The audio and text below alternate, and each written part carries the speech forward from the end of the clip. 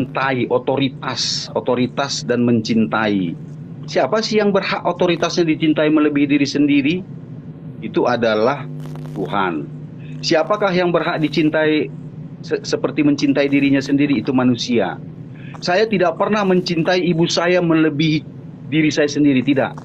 Saya mencintai ibu saya seperti saya mencintai diri saya.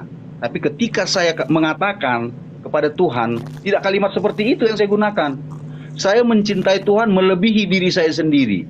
Nah, pertanyaannya ternyata Nabi Muhammad lebih dicintai dari ibu bapa, diri sendiri sekalipun, harta benda dan sebagainya.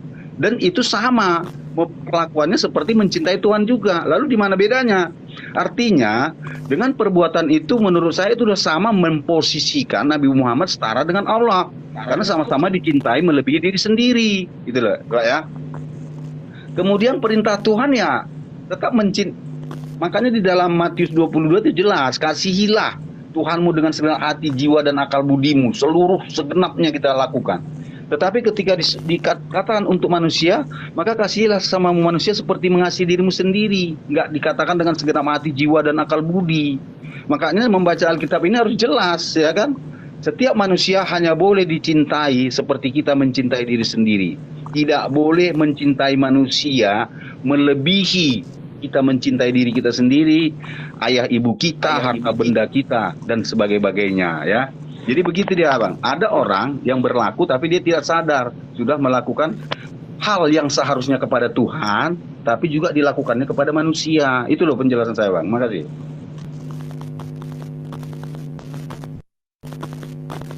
Iya, ya, jadi gini. Oke, Anda nggak nangkap memang karena ini materinya agak berat. Siap. Suara saya kedengaran? Cek. Ada suara saya kedengaran? Ada. Jelas Gurunda. Oke. Jadi umat Islam itu diperintahkan mencintai Rasulullah lebih dari mencintai dirinya sendiri. Apa maksudnya? Karena manusia itu cenderung kepada pengingkaran. Manusia itu cenderung kepada kemaksiatan. Maka kemudian ketika dikatakan cintailah Rasulullah sebagaimana engkau mencintai dirimu sendiri, itu keliru. Kenapa? Rasulullah itu nabi, Rasulullah itu rasul. Dia itu adalah kekasih Allah, orang yang intim, orang yang taat kepada Allah. Baca di dalam Amsal 3 nomor 11 nomor 12. Orang yang taat dalam ajaran Tuhan, dalam didikan Tuhan, mereka adalah orang yang dikatakan kekasih Tuhan, orang yang dikasihi, orang yang disayangi. Maka ketika umat Islam itu lebih cinta kepada Rasulullah terhadap dirinya sendiri, secara implementasi akibat daripada kecintaannya kepada Rasulullah melebihi dari dirinya itu akan menjadikan manusia itu masuk ke dalam surga. Itu yang dimaksud. Sementara dalam kitab saudara, misalnya saya ambil dalam 1 Korintus 11 nomor 1. Jadikanlah aku teladanmu, jadilah pengikutku, sama seperti aku menjadi pengikut Kristus. Itu terjemahan. Original teksnya tidak seperti itu. Original teksnya itu, ikutlah teladanku sebab aku juga adalah Kristus. Itu original teksnya gitu. Kalau diterjemahkan secara sesuai dengan fakta, bukan dipleset-plesetkan, tapi kemudian dirubah. Paulus minta untuk diteladani sebab dia juga adalah Kristus. Itu original teks yang mengatakan itu. Nah, sementara itu terbukti teman-teman Kristen lebih meneladani Paulus daripada menjadikan Yesus sebagai acuan. Sementara Yesus mengatakan, jika engkau percaya kepada aku, engkau akan melakukan pekerjaan-pekerjaan yang aku lakukan, bahkan pekerjaan yang jauh lebih besar dari pekerjaan itu. Artinya orang-orang pengikut Yesus itu harus lebih cinta, lebih mempraktikkan karya yang lebih besar daripada apa yang dicontohkan, gitu. Nah, sementara dikatakan kalau ada orang yang menjadi pengikutku tidak membenci ibunya, membenci neneknya, membenci kakeknya, membenci anak-anaknya, membenci istrinya, bahkan membenci dirinya sendiri, ya, bahkan membenci nyawanya sendiri, maka dia tidak menjadi pengikutku. Ini siapa yang berbicara? Yesus.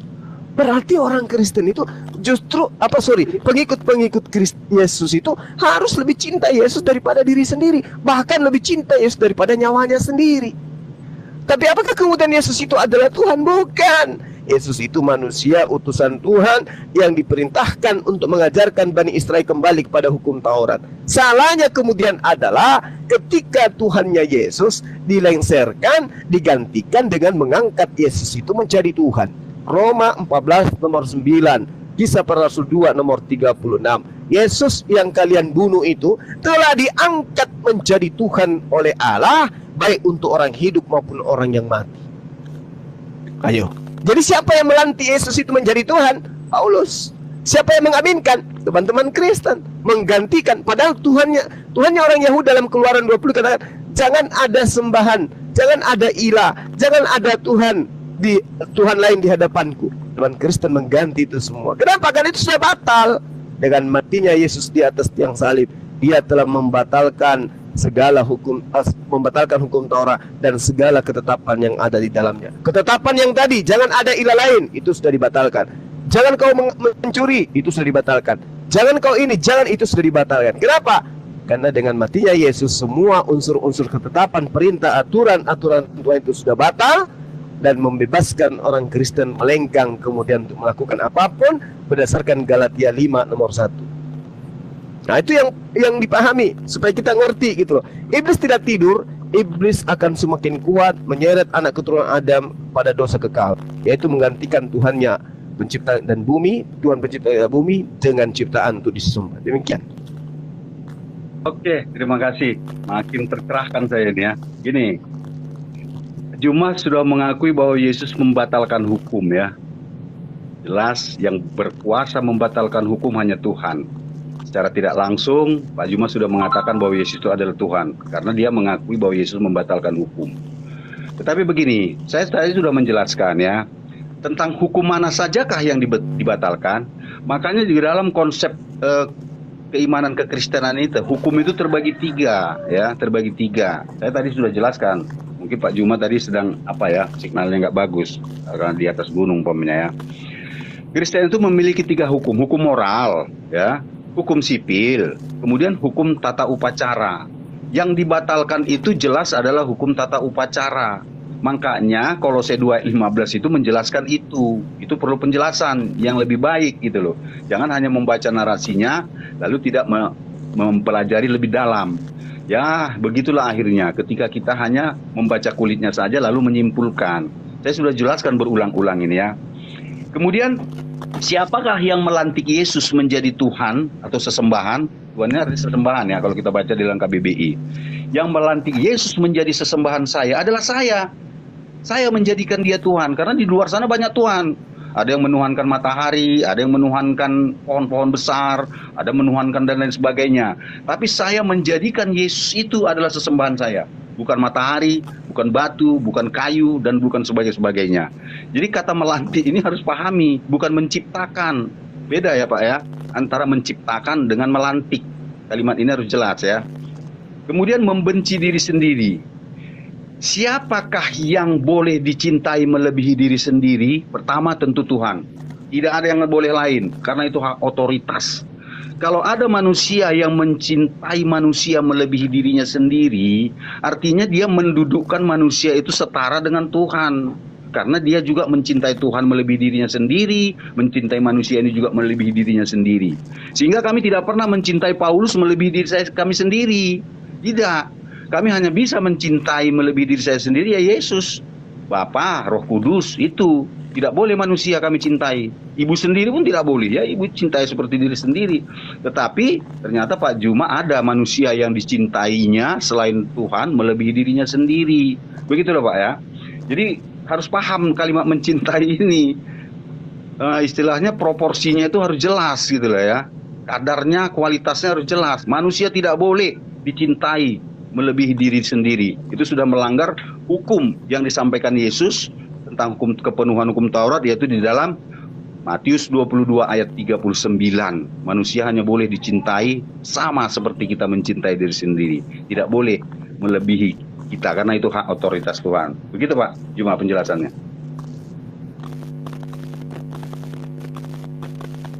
Lanjut Gurunda. Cek. Iya. Iya, jadi gini. Perintah untuk menjadikan Musa itu menjadi Allah itu ada dalam kitabnya orang Yahudi. Jadi orang-orang yang dikasihi Tuhan sebagai juru selamat itu perintahnya untuk diikuti, untuk ditaatin. Yang bermasalah kemudian ketika ada sekelompok orang yang salah kaprah. Contoh misalnya nih, di dalam Matius 19 nomor 29. Dan setiap orang yang karena namaku meninggalkan rumahnya, saudaranya laki-laki atau saudaranya perempuan, bapak dan ibunya, anak-anaknya, istrinya, ladangnya, akan menerima kembali 100 kali lipat dan akan memperoleh hidup yang kekal. Upah daripada cinta ikut kepada sang utusan itu jelas sekali dalam kitabnya saudara. Yang jadi masalah kemudian ketika kemudian orang-orang yang diminta untuk mengikuti perintahnya agar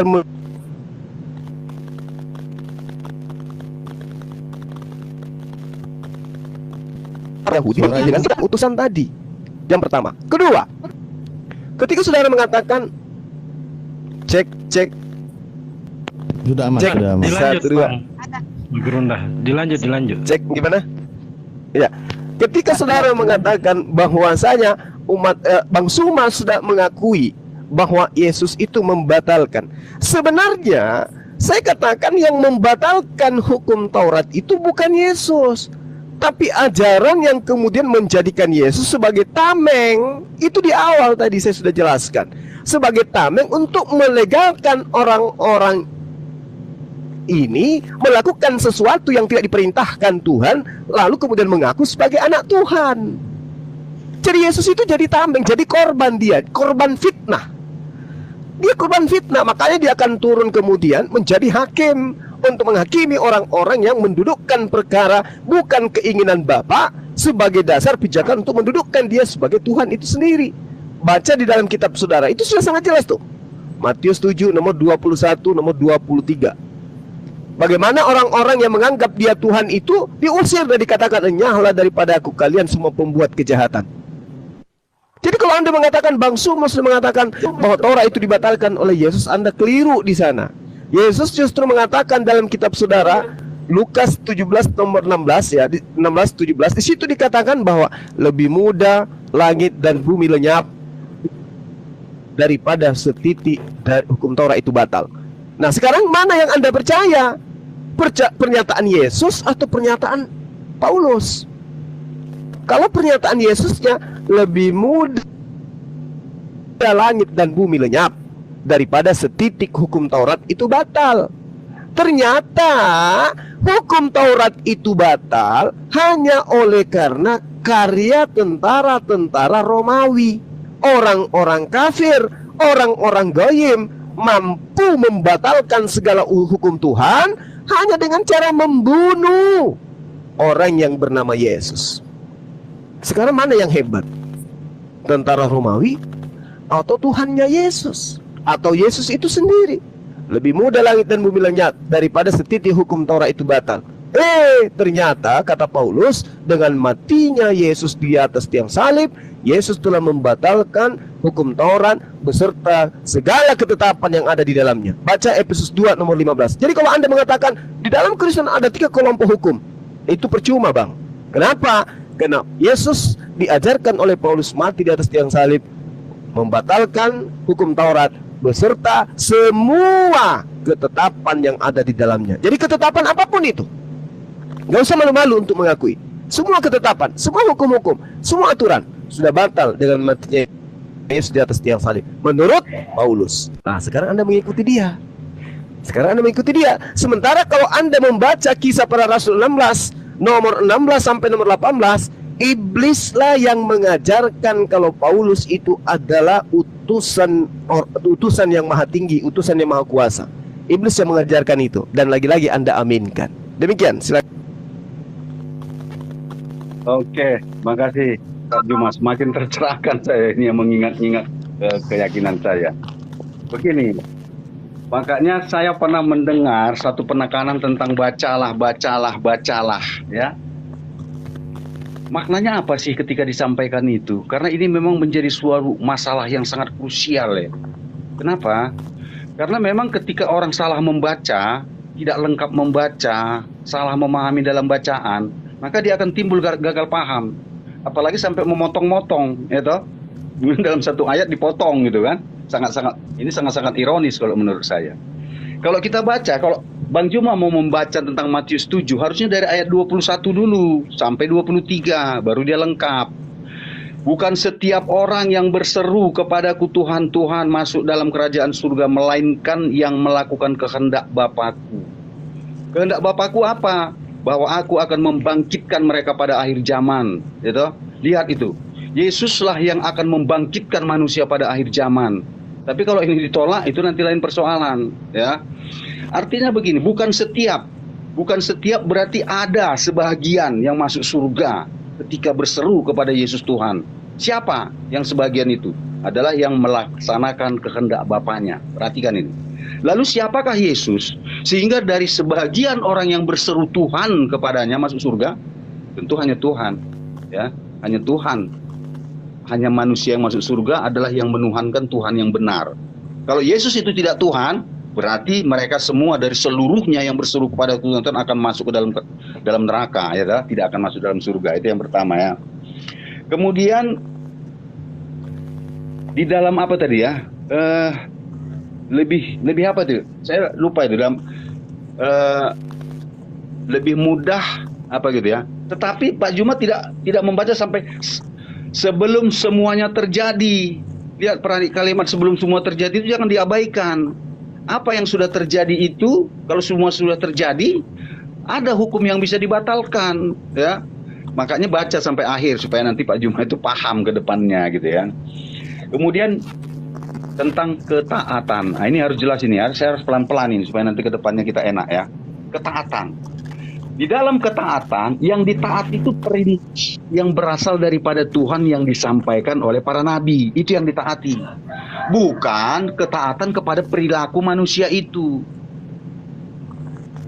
Firman-firman yang disampaikan Tuhan kepada Nabi Musa itu wajib ditaati. Tapi kebiasaan-kebiasaan Nabi Musa seperti berjubah, berjenggot, itu nggak perlu ditaati. Karena itu bukan berasal dari firman. Tapi faktanya ada orang manusia yang mentaati itu gitu loh. Perilaku manusia ditaati, diikuti. Contohnya, kami tidak pernah mengikuti Paulus bagaimana cara berpakaiannya, bagaimana cara dia makan, bagaimana cara dia dan sebagainya, tidak pernah. Tetapi yang kami taati adalah ajaran-ajaran yang disampaikannya, yang korelasinya memang selaras dengan firman Tuhan. Dia menjelaskan gitu loh. Jadi dalam hal ini coba ya kita pahami ya. Jangan kita taati perilaku manusia, tapi taatilah ajaran Tuhan yang disampaikannya kepada manusia. Jadi ketaatan ini harus jelas ini Bang Juma ya, supaya nanti kita nggak apa. Tetapi faktanya banyak manusia mentaati, ya kan, mengikuti perilaku manusia. Artinya sama saja, ya tak? Kenapa? Karena ketika dia tidak mengikuti, seakan-akan dia berdosa gitu. Tapi ketika dia mengikuti perbuatan manusia itu, dia menganggap dia dapat pahala. Ini kan jadi rancu persoalannya. Kami tidak pernah mengikuti kebiasaan dan tradisi orang Yahudi. Bagaimana cara berpakaiannya, bagaimana cara bertopinya, bagaimana cara mengapai rambutnya, enggak. Tapi yang kami ikuti adalah ajaran-ajaran yang mereka terima, yang kami pastikan berasal daripada Tuhan. Begitu Pak Juma ya. Oke, terima kasih.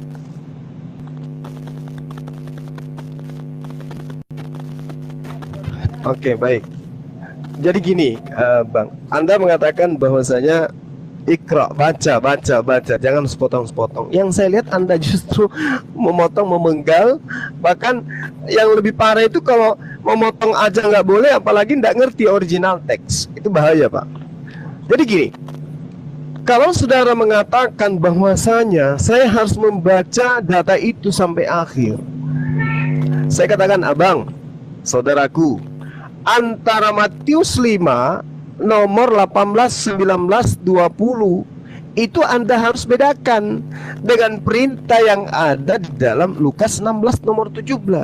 Lukas 16 nomor 17 itu dikatakan lebih mudah langit dan bumi lenyap daripada satu titik dari hukum Taurat batal. Titik, tidak ada tambahan. Kalau yang dikatakan sebelum semuanya terjadi, itu adanya di dalam Matius 5. Apa semua terjadi? Ya semua yang terjadi di atas muka bumi ini. Kalau tidak ada lagi kejadian, maka dunia ini akan kiamat. Karena kenapa? Semua yang menjadi tujuan daripada Tuhan sudah selesai. Jadi kiamat itu terjadi ketika semua apa yang Tuhan rancang itu sudah semua terlaksana. Bukan semua selesai di atas tiang salib. Itu pemahaman gereja, Bang. Jadi tidak bisa Anda nisbahkan libatkan kemudian pemahaman gereja dengan data yang akurat di dalam kitab saudara tentang pernyataan Yesus. Makanya dikatakan lebih mudah langit dan bumi lenyap daripada satu titik dari hukum Taurat itu batal. Lukas 16 nomor 17. Kalau Anda kekeh mempertahankan sebelum semua terjadi, harusnya Yesus tidak mengambil langit dan bumi sebagai umpama. Terlalu jauh. Ternyata semua itu akan batal ketika dia sudah mati di atas tiang salib. Harusnya dia cukup mengatakan bahwasanya apapun terkait dalam hukum Taurat itu tidak boleh dibatalkan sebelum aku disalib. Harusnya seperti itu, supaya tidak melahirkan sebuah penafsiran yang ambigu menabrak semua data yang ada terkait hukum Tuhan. Mana kunci mobil? Ya, jadi gitu. Nah, sedangkan Lukas 16 nomor 17-nya jelas mengatakan lebih mudah langit dan bumi lenyap daripada satu titik dari hukum Taurat batal. Nah, itu poin yang harus saudara saya pahami dengan baik. Kemudian, ketika saudara tidak memahami lebih jauh tentang pendalaman Taurat yang diimani oleh orang Yahudi, coba Anda lihat di dalam Matius 27.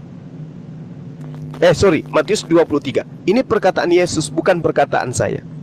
Supaya saudara bisa memahami di mana kedudukan Kristen di mata Yesus. Ketika dikatakan dalam Matius 7, 21, 22, nomor 23, ya, tidak semua orang yang menyeru kepadaku Tuhan, Tuhan. Saudaraku, saya katakan kepada saudara, motong-motong data itu menurut Anda jelek. Apatah lagi tidak ngerti original teks. Pahami, kata Tuhan di sana itu bukan theos, tetapi kurios. Kurios itu artinya sayyid. Sayyid itu artinya tuan. Tuan adalah manusia, pemimpin, pembimbing, guru, orang yang diteladani, bukan Tuhan. Kalau Tuhan itu theos, jatuhnya kepada theos, dewa. Sedangkan original teksnya tuan itu adalah kurios. Itu sangat jelas tuh. Nah, artinya apa? Orang yang memanggil Yesus dengan panggilan Tuan, panggilan kurios adalah orang yang menghargai Yesus, orang yang kemudian mendudukkan Yesus pada perkara yang sesungguhnya, yaitu dia utusan Tuhan. Ada dua golongan. Yang pertama adalah orang yang mendudukkan Yesus itu sebagai utusan Tuhan yang datang kepada Bani Israel. Itu golongan yang pertama. Orang yang memanggil Yesus dengan panggilan kurios adalah orang yang mendudukkan Yesus sebagai utusan Tuhan, sebagai nabi, sebagai utusan Tuhan.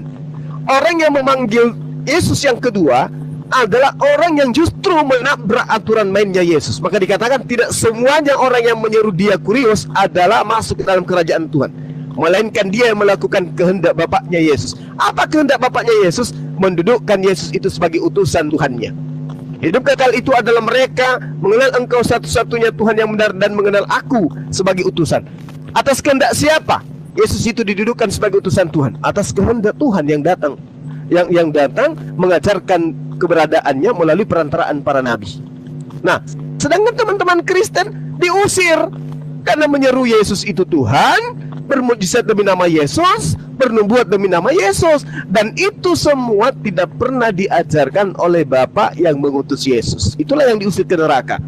Kenapa dikatakan diusir di neraka? Karena di dalam Matius 13 nomor 50, orang yang membuat kejahatan akan dilempar ke dalam api neraka yang menyala-nyala. Dan siapa orang membuat kejahatan itu? Mereka yang diusir oleh Yesus dengan perkataan, "Nyala daripada Aku, engkau semua pembuat kejahatan." Siapa mereka? Yang memanggil Yesus dan panggilan Tuhan. Apakah Anda ada dalam golongan itu? Silakan Anda renungkan. Demikian. Terima kasih ya. Ini semakin terbuka pikiran saya, Bun. Karena hal-hal yang lama saya hampir terlupakan. Dengan pertanyaan-pertanyaan Bang Juma ini, saya semakin tercerahkan ya. Sehingga saya lebih bisa memahami Alkitab itu lebih dalam lagi. Walaupun dia sifatnya ingin mengkritisi atau mengkoreksi ya. Gini, dalam Matius 24 ayat 5 dikatakan ya, sebab banyak orang akan datang atas namaku dengan mengatakan akulah Mesias dan mereka akan menyesatkan banyak orang. Siapakah orang-orang ini? Dijelaskan sebelumnya di dalam Matius 7 ya. 7 ayat 21 ya. Ini ya. Bukan setiap orang yang berkata kepadaku Tuhan, Tuhan akan masuk ke dalam kerajaan surga, melainkan ia yang melakukan kehendak Bapakku yang di surga. Pada hari itu banyak orang akan datang kepadaku, Tuhan, Tuhan, bukankah dalam namamu kami bernubuat, dan dalam namamu kami telah mengusir roh jahat, dan dalam namamu kami telah melakukan banyak mujizat. Pada waktu itu aku menyatakan kepada mereka, aku tidak pernah mengenal engkau, enyahlah dariku, hai kamu yang mengerjakan kejahatan. Dihadapkan dengan Matius 24 ayat 5 tadi, memang banyak sekarang orang yang mengaku-ngaku Yesus, dan orang itu percaya, baik dalam hal mimpi, dalam ilusi, dan sebagainya gitu. Ini sangat-sangat berkaitan hubungannya itu. Lalu siapakah yang mengatakan dirinya Mesias, yang menjadi rahmat semesta alam? Nah, itu nanti kan dijelaskan lagi lebih lanjut. Oleh karena itu, namanya itu artinya iya sepertinya apanya gitu loh. Saya banyak melihat ya, banyak orang-orang yang ingin sama seperti Yesus gitu loh. Gitu? Dia melakukan bahwa Yesus begini, dia seperti itu. Yesus dikatakan telah melintasi segala langit, dia juga ingin sama seperti Yesus telah melintasi segala langit, gitu kan. Kemudian Yesus adalah kekasih yang maha tinggi, dia juga ingin dikatakan yang kekasih yang maha tinggi. Jadi hal-hal yang sudah dilakukan Yesus itu ingin dicontoh gitu. Dan itu banyak sekarang seperti orang-orang di sini. Bahkan ada yang mungkin namanya Elia Eden dan lain sebagainya. Ini sudah dibuatkan Yesus bahwa banyak orang akan datang. Bahkan di dalam 1 Korintus, saya lupa itu ya, bahwa iblis juga sudah menyamar jadi malaikat terang. Inilah nanti orang-orang inilah nanti yang akan ditolak. Kenapa? Karena ketika dia datang kepada Yesus, atau ketika datang kepada satu hal yang diyakininya sebagai Yesus, dia hanya melihat dari posturnya saja, bukan melihat dari perbuatannya. Hanya mungkin melihat dari kata-katanya saja, kata-kata manisnya, janji-janjinya, tapi tidak melihat secara kontekstual terhadap perilaku manusia itu. Apakah manusia itu suka begini, suka begitu, tidak diperhatikannya. Inilah nanti yang akan menjadi sesuatu yang terdapat di dalam Matius 7 ayat 21 ya. Satu lagi Pak Juma, bagaimana Bang Juma mengatakan bahwa coba lihat bagaimana tanggapan orang Yahudi kepada Matius. Ya jelas nggak mungkin mereka menanggapinya ya. Jadi saya terkejut ketika Pak Juma mengatakan bagaimana tanggapan Yahudi tentang yang terdapat dalam Matius. Waduh, saya jadi pusing. Kenapa? Karena tentu Yahudi tidak akan mau menanggapi Matius karena mereka tidak yakin terhadap itu gitu. Kemudian Yesus ingat ya. Kalau di dalam An-Nas itu Allah adalah raja ya, raja manusia ya. Tetapi Yesus di dalam Wahyu dikatakan dia adalah raja di atas segala raja dan tuan di atas segala tuan. Apa maksudnya ini? Siapakah raja di atas segala raja? Ya tentu Tuhan itu sendiri. Siapakah tuan di atas segala tuan? Ya tentu Tuhan itu sendiri. Nggak mungkin ada tuan di atas tuan adalah manusia juga ya. Oleh karena itu marilah kita baca ya. Baca, pahami, nikmati apa yang kita baca itu. Jadi Yesus adalah raja di atas segala raja, termasuk raja manusia. Yesus adalah tuan di atas segala tuan, termasuk tuan manusia. Saya rasa saya singkat itu aja Pak ya. Karena poin-poin yang saya jelaskan itu aja lah. Terima kasih. Oleh karena itu harapan saya kalau kita membaca itu sampai lengkap Pak. Jadi kita enak gitu. Terima kasih.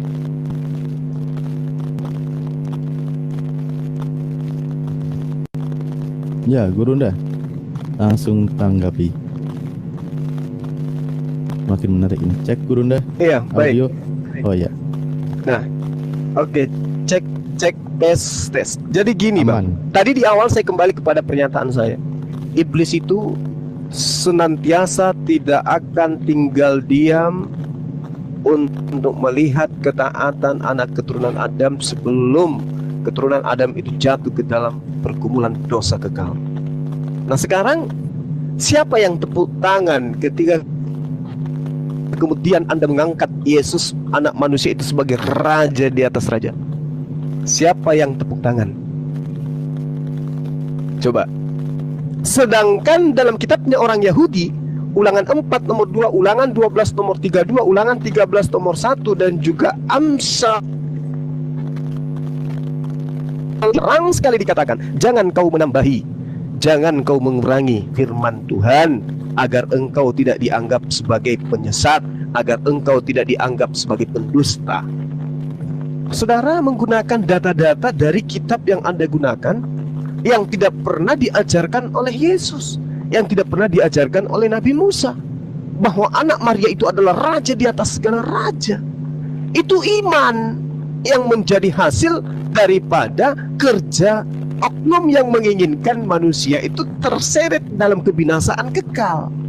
Manusia dinobatkan menjadi Tuhan, raja di atas raja. Itu siapa yang akan tepuk tangan dengan itu?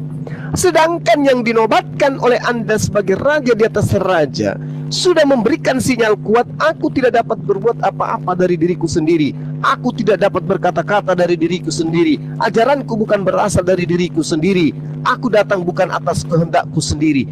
Ini adalah seenggok manusia yang lemah, kemudian dilantik menjadi raja di atas segala raja. Siapa yang tepuk tangan sekarang? Dan di mana iblis itu berhasil? Di Islam atau di Anda? Kalau kami, Bang, dalam pemahaman kami umat Islam, setaat apapun kami beribadah kepada pencipta langit dan bumi, terkait dengan sosok yang datang kepada Bani Israel, yang mengajarkan Injil, yang mengajarkan mereka untuk menyembah kepada Tuhan pencipta langit dan bumi, yang mengajarkan mereka mengasihi sesama manusia dan kasih kepada Tuhan, kedudukan beliau di hadapan umat Islam hanya sebagai nabi, utusan, rasul, utusan Tuhan kepada Bani Israel. Iblisnya bersedih di situ. Ketika umat Islam hanya sampai di sana menobatkan oknum tersebut, iblisnya sedih, iblisnya merasa rugi, iblisnya merasa tidak berhasil, gagal dia menyesatkan umat Islam untuk menjadikan anak manusia ini menjadi Tuhan.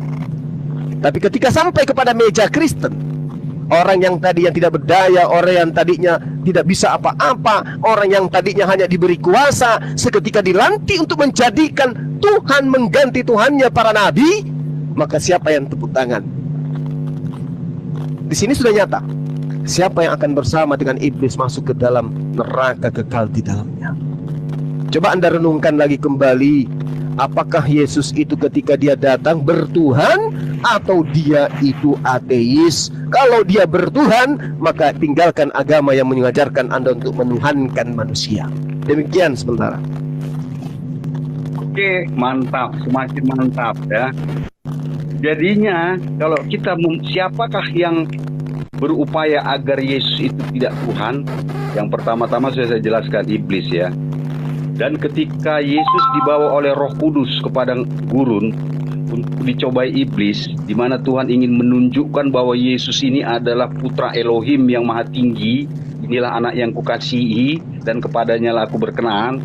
Di sini iblis tidak percaya, lalu dia mencobai, dan itu memang dilakukan oleh Tuhan supaya orang lain itu mengerti.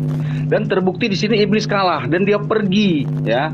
Kenapa? Karena pencobaan yang dilakukannya itu gagal. Sehingga Yesus berkata, jangan kau cobai Tuhanmu pada iblis itu. Siapa yang dicobai pada saat itu? Ya jelas Yesus. Lalu kenapa Yesus berkata jangan kau cobai Tuhanmu? Silakan terjemahkan sendiri maknanya ya. Kemudian begini, ajaranku bukan berasal dari diriku sendiri. Berarti ini jelas ya, bahwa Yesus itu tidak berkata-kata yang lain, tetapi berasal daripada Bapa. Karena Bapa itu adalah sesuatu yang dari mana dia keluar. Sepertinya karena Yesus datang dari Bapa, Yohanes 8 ayat 42, kan sudah clear kan? Tidak ada sesuatu pun yang keluar dari Bapa kecuali Yesus dan Roh Kudus ya. Itu nanti bisa di dalam Yohanes dibaca. Jadi sudah jelas Bang ya, yang keluar dari Bapa itu ya Tuhan itu sendiri gitu loh. Energi, kekuatan dan kedahsyatannya, bukan ciptaan yang keluar dari Bapa itu, bukan. Jadi pemahaman kita sangat-sangat jelas ya. Jadi siapa yang menambahi dan mengurangi? Ya nggak jelas siapa yang menambahi dan mengurangi. Sudah jelas itu adalah kitab suci kami. Bagaimana itu tertulis itu berdasarkan apa yang diterima Yohanes di Pulau Patmos ya. Jadi sangat jelas Bang ya. Kenapa? Karena sebenarnya kalau kita jelaskan ya, saya rasa apabila tentang Yesus dituliskan dalam sebuah kitab, kiranya bumi ini pun tidak akan memuatkan. Itu tertulis di dalam Yohanes 25 ayat 21 ya. Saya kurang jelas apanya itu. Jadi begitu dia Bang ya. Sudah jelas ya. Jadi siapakah yang pertama-tama ingin membuktikan ataupun ingin menyatakan bahwa Yesus bukan anak Tuhan? Ya iblis. Nah, sekarang siapa yang harus kita ikuti? Apakah keinginan iblis? Jadi siapa yang tepuk tangan sekarang? Ya kan? Yang juga ikut mengikuti seperti apa yang diinginkan iblis itu, ingin mencobai Tuhan supaya nanti. Ya silakan sendiri, begitu Bang. Terima kasih. Oke, baik. Ada pernyataan menarik dari abang saya ini ya. Siapa yang membuat Yesus bukan menjadi Tuhan, itu adalah iblis. Justru, Bang, yang mengajarkan bahwa Yesus itu Tuhan, itu adalah iblis. Iblis yang mengajarkan Yesus itu Tuhan. Ini ranah dialog ya. Ini ranah dialog. Izinkan saya membuktikan itu. Yesus menyebut dirinya 27 kali sebagai anak manusia di dalam kitab Lukas, 14 kali dalam Yohanes, 14 kali dalam Markus, dan 30 kali dia menyebut dirinya secara langsung di dalam Matius kalau dia itu adalah anak manusia. Itu Yesus.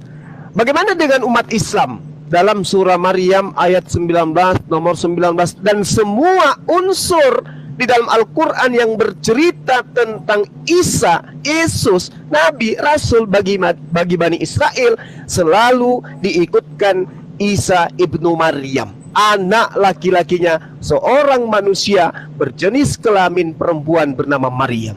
Islam dan Yesus sama-sama mengajarkan Yesus itu adalah anak manusia. Final di situ. Bagaimana dengan iblis? Kita lihat. Iblis begitu ngotot mengajarkan Yesus itu adalah Tuhan dengan mengatakan Yesus itu anak Tuhan. Karena anak ayam sudah pasti ayam, anak sapi sudah pasti sapi, anak manusia sudah pasti anak manusia, anak Tuhan sudah pasti adalah Tuhan. Di dalam kitab saudara diterangkan Matius 4 nomor 6, Lukas 4 nomor 3, Lukas 4 nomor 9, Lukas 4 nomor 41, Matius 4 nomor 3, Matius 8 nomor 29, Markus 3 nomor 11, Markus 5 nomor 7, Lukas 8 nomor 28. Iblis meneriakkan, menggaungkan, membisikkan, mengajarkan, memproklamirkan Yesus itu adalah anak Tuhan. Yesus memproklamirkan dirinya anak manusia versus iblis memproklamirkan Yesus itu adalah anak Tuhan. Di mana kemudian Kristen ini bersandar?